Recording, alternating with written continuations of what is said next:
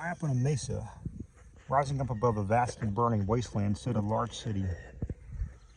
This place, only accessible by skilled climbers or airships, was peaceful for the most part, and gifted. Gifted because all the people who had come to call this place home had control of some form of magic. Some could start a fire with a word, others could make large stones or walls rise from the ground, and still others could heal savage wounds with just a touch of their hand. This place, called Stormhaven, was a haven for these people as it was out of reach of most others. Decently sized city, built mostly of stone and clay buildings, was bustling. The airship docks were busy with workers and ship crews running back and forth with cargo, shouting orders with rough greetings in the languages of their homelands. Not far from these docks lay an equally busy bazaar where merchants sold their wares from the burning wastelands and beyond the mountains that surround this place. Everything from gems of questionable quality to livestock to fine clothes could be bought there, and there were rumors of special, perhaps enchanted, items available at the night market. But someone had to know someone in the trade and to gain access to those wares. It was a town of commerce, and its citizens prospered. Standing taller than the stone and clay buildings was one that was intricately carved from a pale white stone, almost like alabaster. It stood out as the biggest building on the mesa. Both taller and much wider than the homes, stone houses, and even the academy the children and young adults attended.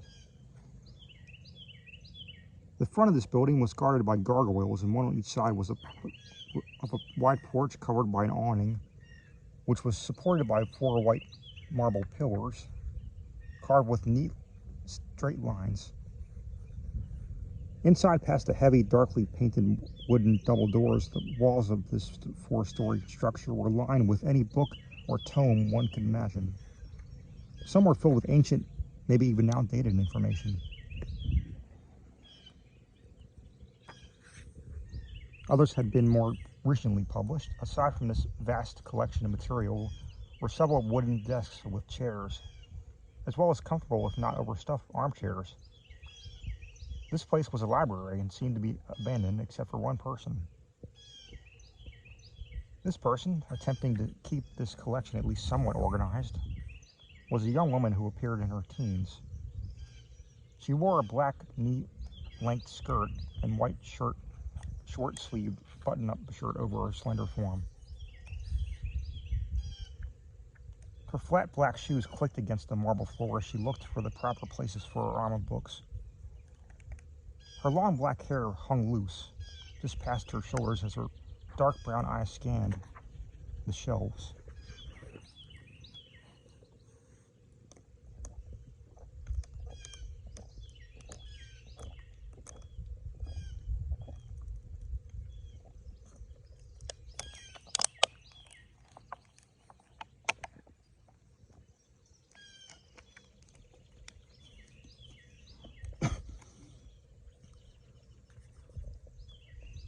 She found where those few belonged, but saw several more out of place.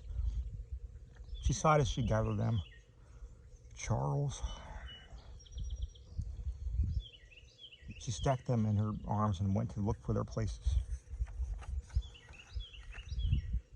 One belonged to one of the higher shelves. She spoke again. Up, and began to levitate, searching the shelves. Ah, here it is, she smiled, replacing the thick book. Now let's see. She looked to the titles of the other two. Rites and Rituals of the Wasteland Natives, and the other book had no title or was too faded to read. She raised a brow, confused. She flipped it open but couldn't find a title page. She turned a few pages and found a few faded words. How to properly sacrifice a virgin? She gasped and snapped the book shut. Well, no one needs to know that. She levitated to the highest shelf and placed it on its side with its spine facing inward. She then continued her searching for the last book in the hand. She should go on to the practices, but is there room? She asked herself as she returned to the floor. We could find out.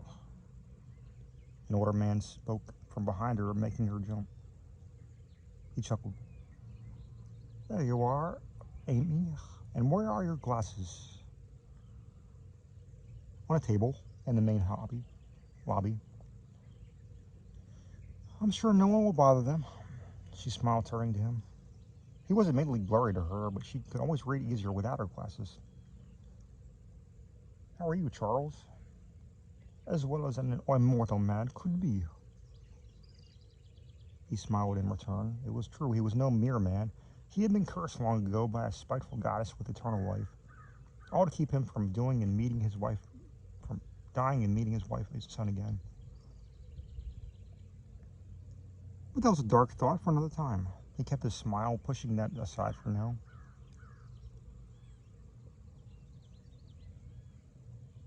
And are you sure about your glasses? You're squinting an awful lot. He held his hands behind his back. I'm sure, Charles. Amy smiled, was becoming annoyed.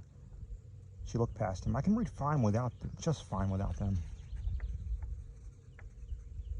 What's behind your back? Oh, nothing of value to you. He smirked, taking a step back. Come on, Charles. She rolled her eyes, stepping forward. What? There is nothing behind my back. He slipped the thing into his hand on a shelf, holding out two empty hands out to her. See? He still had a smile like the cat who caught a mouse. Amy sighed. Just give me my glasses. What glasses? He crossed his arms. The ones behind you, another eye roll. Oh, these. He picked them up again. But you said you didn't need them. I don't to read, but I do for everything else, so please. She held her hand out. Fine, since you said please. He gave them to her. She put them on.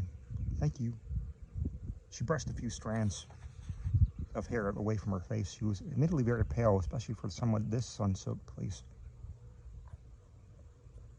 Charles had been telling her to get out more. She had teasingly called him a hypocrite, as he was an old shut-in. This was his library, and she was a student at the only school on the Mesa.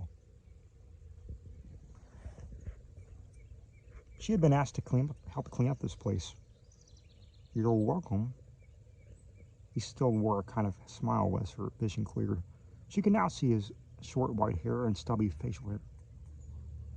He wore a suit and tie every day for clothing for him, but and his own pair of dark framed glasses over gray eyes. I came to find you because I thought you might be hungry. If you are, I'll buy you food. I'm sure Minerva has something ready at the end. That sounds great. Wait, have you eaten today? She looked into his eyes. Well, have you? He turned his face away. Charles. She raised a brow. All right, I haven't, so we should both get food. Amy sighed. Agreed. But first, I should find where this belongs. She held up the final book she had yet to replace. Charles took the book and set it on one of the tables. We can do that when we get back. I want to get there before the sailors come in for the night. His smile fell in annoyance. Bunch of drunks. All right, let's go then. She walked past him toward the front door.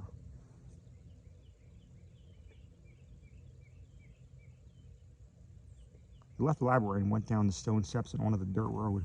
The sun was high above the stone and wood city, and the roads, mostly dirt, but some paved with smooth stones, were busy with people and passing carts and drawn by great-brained beasts. The inn, called the Sunstone, was a long way away from the library, so Charles hailed a carriage driver, paying the man to take them there. The cart driver looked like he had seen better days as his old and decrepit hand reached out for the few copper coins Charles gave him. But they were soon on their way as the driver whipped the beast into a trot. Charles and Amy made themselves comfortable in the back of the cart as it jostled down the well-traveled path. Find anything interesting today? He looked at her. Just a few things out of place, nothing really. She gave him a soft smile before going to stare out at the passing buildings. Oh, like what? He had a habit of leaving things around, but what had she happened to find? He was curious now. She looked back to her thoughts coming to the unwelcome image from the untitled book. She banished it at the back of her mind. Ah, I see. So nothing out of the ordinary. He nodded. No, but where were you all day? I hadn't even heard your footsteps until you brought me my glasses. He sighed. Where else? I was in the study, going over a new memory spell. The study was a room in the very back of the library on the third floor where Charles often cloistered himself in for hours, or more recently days. A memory spell? Charles, you're sharp as a tack. Amy seemed confused. No, this spell is supposed to restore lost memories, like, for example, someone with amnesia. Like him, but he didn't want to tell her. He didn't want her to worry or leave. His expression had fallen with that thought. That concerned Amy. Charles, are you all right? He came out of that train of thought. Yes, I'm fine. He smiled again, but it seemed forced now. She raised a brow, not completely buying it. So long as you're sure. What are you trying to remember, if I may ask? I'd rather not talk about it, dear. Not here, at least. Another time. All right. She wouldn't push it. She just went back to staring out of the cart. We were silent. She was worried about him. We're almost there. Minerva will be glad to see you. I haven't killed you yet. She tried to joke, but she stared silent. He sighed again. I'm sorry, I'm just not ready to talk about that yet. I'll tell you in due time, I promise. All right. She didn't look at him. You don't want to if you don't have to. The cart stopped. The sunstone. Okay, off we go. The driver called out. Thank you. Charles climbed out and helped Amy off, taking her hand. The road in front of the inn was busy with yet more carts and people. The driver was quick to leave. Other carts were parked in front of the building that was made up of stone and wood. The beasts drawing the carts were all tied to posts. For the time being, the owners were probably inside eating or losing a week's pay in a game of cards.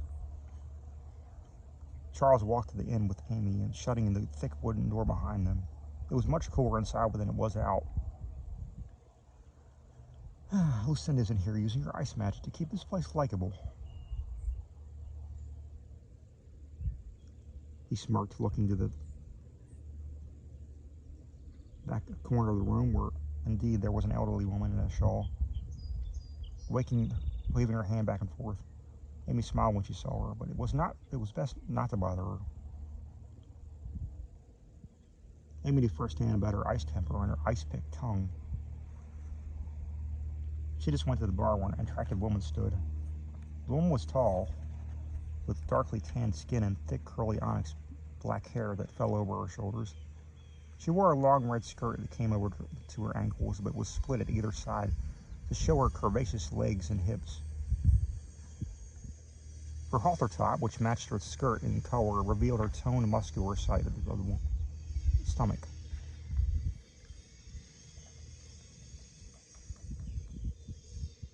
Amy smiled, brightening at the sight of the woman. Hello, Minerva. Amy. Minerva smiled excitedly as she ran from behind the bar to hug her tightly. It's great to see you. Charles let you see the light of day, I see. Her dark brown eyes seemed to sparkle as she looked at Amy's face. She still held the shorter girl's hair close to her as her frizzy mess of hair was pressed into Amy's face.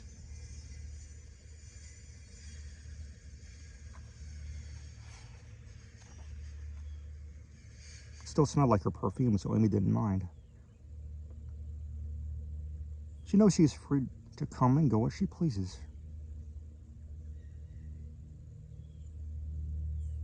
Charles took a seat at the bar.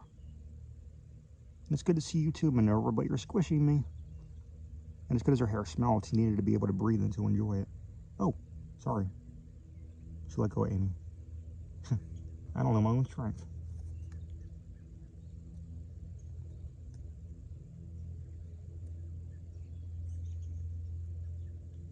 Most wasteland natives don't, especially the women. Charles turned on the bar stool to face them. Now, what's for lunch? That depends. Are you buying? Minerva walked back to behind the bar, leaning out over onto it to show her cleavage, mostly out of habit. Of course. He supported his head on one hand to the bar. As expected from a man who's always dressed so handsomely, she winked. What can I get you? She looked from Charles, who rolled his eyes, and disinterested to Amy, who had just sat down beside him. Breakfast for me, 2 eggs, some bacon, pancakes.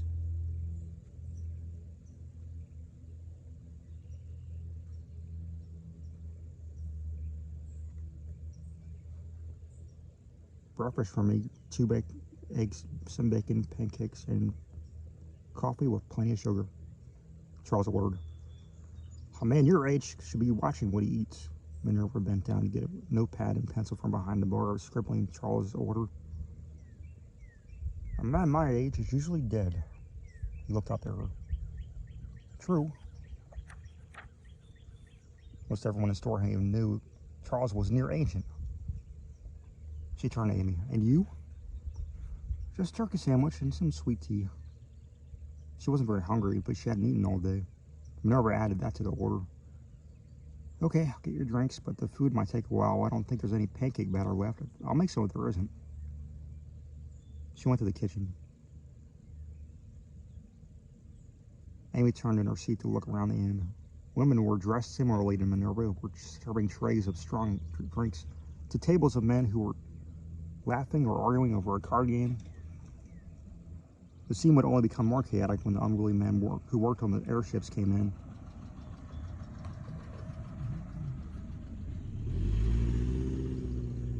Looking for food in a bed, but that would be a while yet. She turned back to lean on the bar, waiting for the drinks. Minerva soon came back with a steaming cup of coffee and a tall glass of tea on a tray. She set them down on the bar in front of them. Good news, there's just enough batter left to make a decent stack. Charles smiled, which means less work for you. Exactly. She smiled back. The cook's working on her food. It'll be ready soon. She went back to the kitchen, taking her tray with her. Amy had become quiet as she stared at the bar, as the shelves behind the bar. At the shelves behind the bar. She didn't really see them staring off into space. Her mind wandered off to what Charles had said on the way there. A spell to bring back lost memories? Was Charles losing his memory to age? What did he want to remember so desperately that he would spend countless hours researching new spells, refusing both food and sleep? It was concerning. Amy, are you all right? Charles asked when he noticed her staring into space. She snapped back to reality, looking at him. Oh, just admiring the sunlight on those bottles. Let's go with that. Uh-huh. He turned to face her. Care to tell me the truth? Is something wrong? She frowned. I'm sorry, I was thinking about what you said in the carriage about a new spell, but you said you didn't want to talk about it, so I'll leave it alone. Thank you. He was grateful, but he knew that she was just worried about him. Maybe he should tell her, but not here, not now. Minerva came back with her food and set their plates down. Neither of you have touched your drinks. Everything all right? She looked between the two, hands on her broad hips. Just fine. Just waiting for mine to cool. Charles looked at her. shouldn't take long with the ice crane hiding in the back. She tilted her head toward the old crone, who was still lazily waving her hand in the same motion. I should pay her for that. Indeed, they should. She nodded. Well, it's nice to eat. You both enjoy your food. We should go wash the dishes. So stay as long as you want, as you like. You should both stay cooped up in that library far too long. She smiled before going back to the kitchen. Stay out of trouble, Amy called after her, grinning. No promises, Minerva shouted back.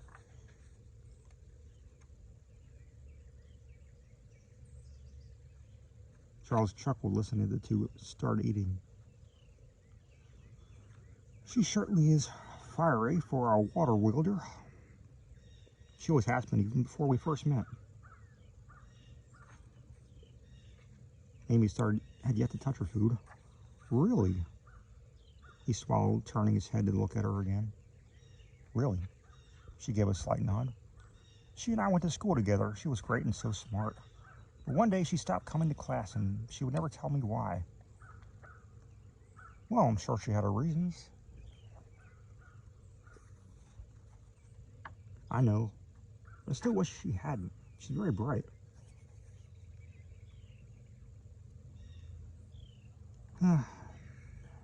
It is a pity, but what's her choice? Yes, I know, but now she's here when she could have done so much more. It's best not to dwell on it, Amy. I'm sure she is just fine where she is. She nodded and finally started eating.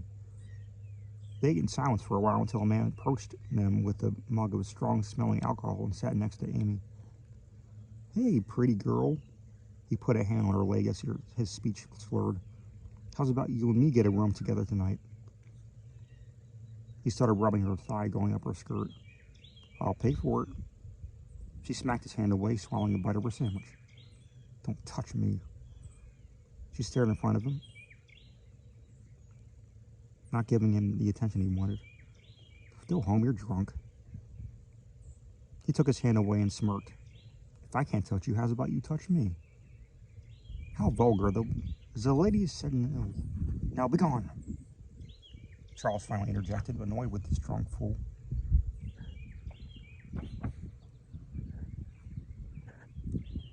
Ah, piss off, you old...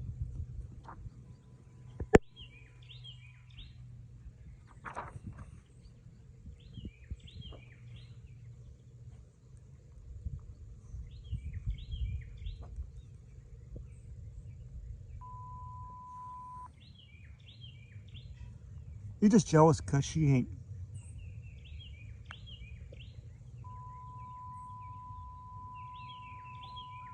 You. He leaned onto the counter, facing the old man now. She's a teenager, you pig. He raised his voice, drawing the attention of a few men, and a couple of barmaids.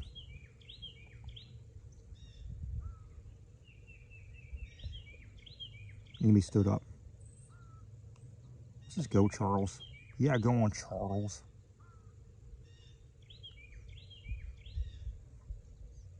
The man sneered, spilling his drink where Amy had been sitting. I'm not done eating yet. He waved a hand toward the man as if to dismiss him. The man tried to open his mouth to say something else, but his lips were stuck shut. A look of panic came to his eyes as he looked at Charles, who only smirked. At the sudden loss for words, pig? Charles took another bite of food, uncaring. Charles, what did you do? Amy sounded more annoyed than concerned as she looked from the man to Charles. I shut this swine's mouth so I could eat in peace. He shrugged, turning back toward the bar. I give it an hour. She shook her head with a sigh. Charles, I'll reverse it before we leave. He went back to eating. She took a seat on the other side as the man went back to his table in forced silence. You can't do that to every drunk who comes on to me. This hadn't been the first time. He shrugged again. It's worked so far. Yes, but it's unnecessary. Yes, but it's entertaining to see this look of shock when they realize they can't speak.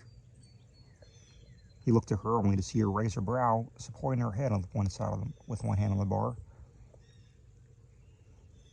Fine, I'll reverse it, but I'm not apologizing.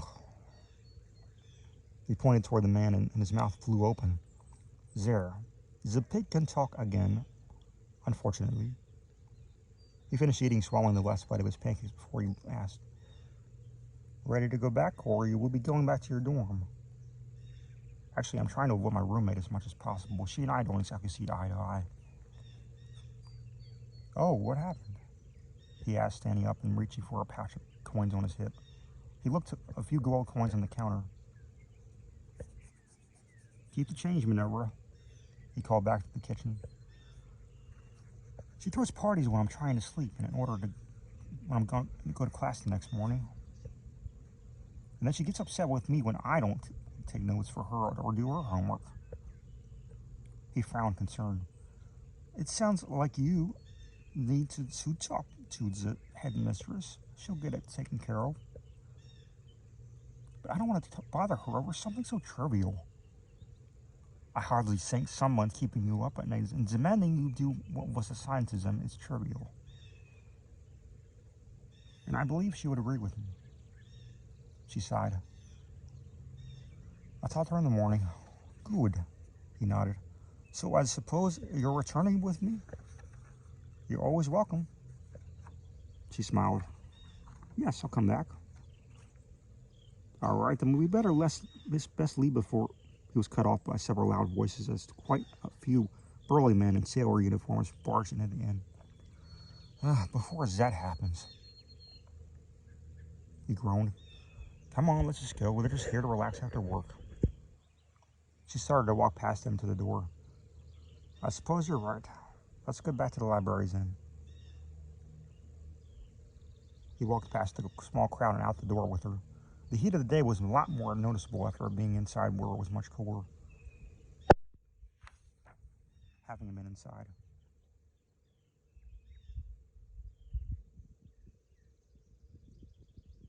Charles hailed another carriage and paid the driver handsomely before helping Amy climb into it, following her. The library, my friend, he told the man who would roll his eyes and whip the beast to scare them into pulling the car down the dirt road. Charles looked at Amy, who had turned her attention to the passing houses as they rode in silence. You know, he spoke after a moment, you're welcome at the library day or night.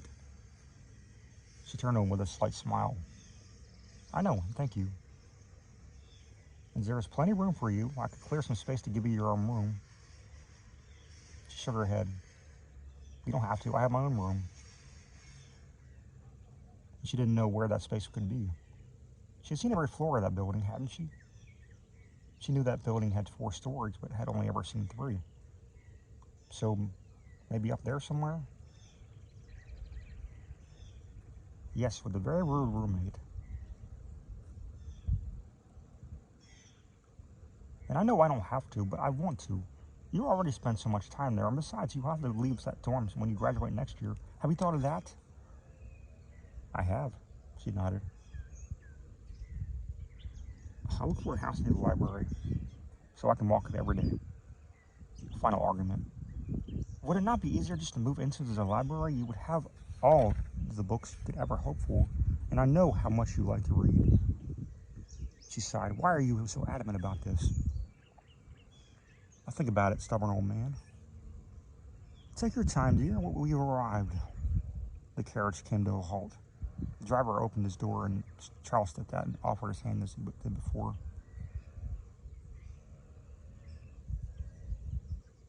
As he had before.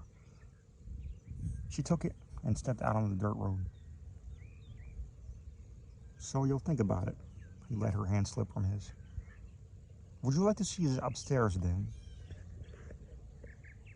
Upstairs, like the 3rd floor where all the boxes of records are kept, but I never keep organized?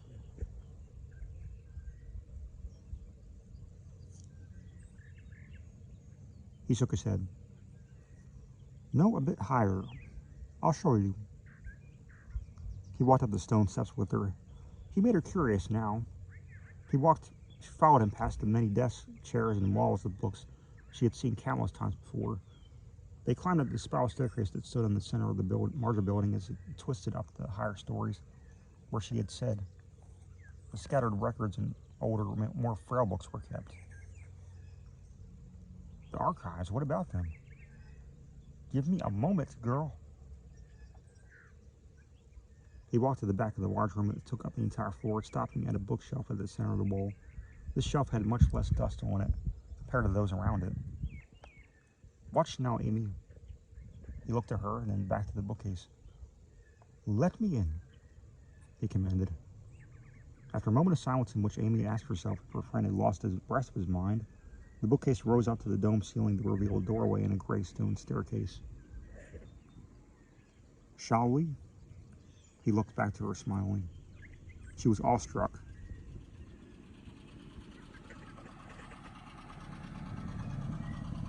She had been on this floor several times and never realized that. A moment. She looked at the now floating bookcase. Up. She began to levitate up to it. When she got to it, she took a closer look. The books were not even real. As she ran a hand over their spines, she saw that they were intricately carved wood, painted, polished to look like book spines. She felt even blinder than she really was. Impressed, she came back to Charles, who just smiled like a cat, like who caught the mouse, still. That's actually brilliant. It blends right in. Indeed, that was the point. Now again, shall we? He motioned toward the stairs. She nodded, walking past him up the stairs. At the top was a large open room with a living space and small kitchen area, with a few doors off to the sides. It worked for someone who lived alone. Allow me to give you the ground tour. He came up to the stairs behind her. Once the false bookshelf had been replaced, he walked in an area furnished with a wood-burning stove at the back, a small icebox, only a few feet of counter space, and a dusty and cluttered table with only 2 wooden chairs around it. This is the kitchen. The icebox stays cold because of a charm a friend of mine gave me, and the stove is easy to light. Just need a match or a good fire spill. He smiled. I try to keep the shelves stocked, but I really don't cook. I go out to the inn. But you're welcome to anything here. But I'd check it first. I really should clean out the pantry.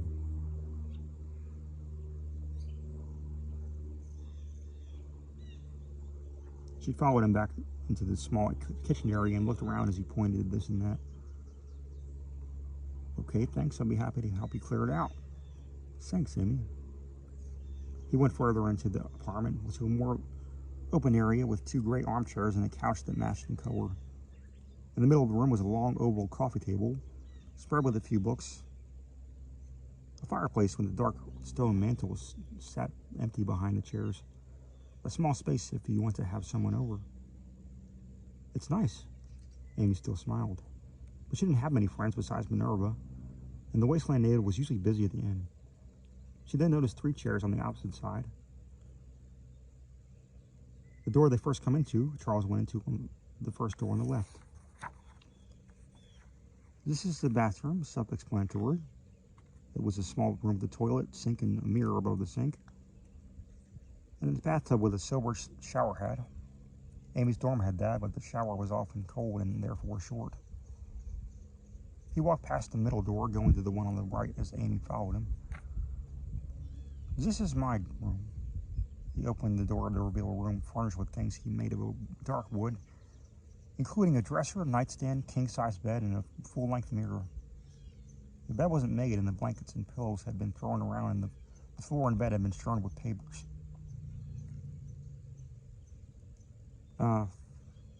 There's a method to this madness. Amy laughed a bit at that.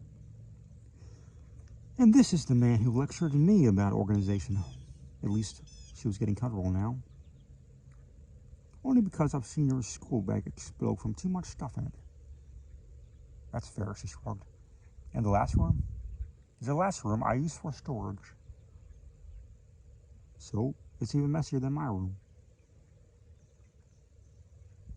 I would like to revisit my previous statement about organization. She held up an index finger.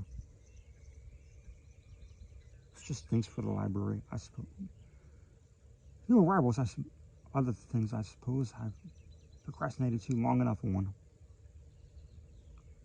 He went to the last door, opening it. As he said, the room was cluttered, piled up with boxes of papers, notebooks, and ancient-looking books. All this gathered a thick layer of dust. This will be your room. That's it, as if you want to move in. He really seemed to want her company. You really want me to move in, don't you? She stood by the door of the room.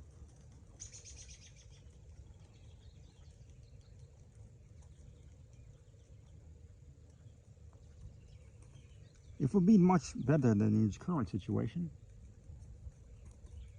She crossed her arms, leaning on the doorway, but she still smiled. What about my classes in the academy? I won't keep you out of school. I'll be sure you get to class. She looked at his face. Every day? Yes. He nodded. Every day you have school. It would be nice to have my own room and be able to away from Nairobi. Her smile grew a bit. All right, you got a deal. All right, he smiled again. Then I'll get started on cleaning out the room and getting you some furniture. Thanks, but why go through all this trouble for me? I just wanted to help you get out of that dorm and away from that woman. And the furniture is no problem. You just need a place to sleep and to put your belongings.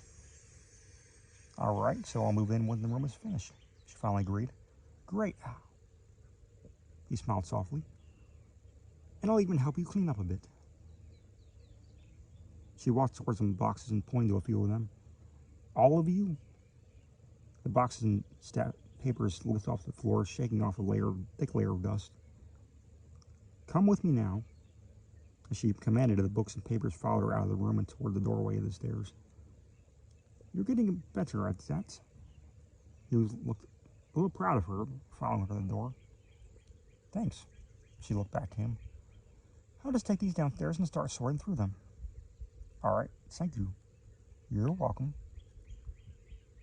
She descended the stairs, followed by the levitating objects.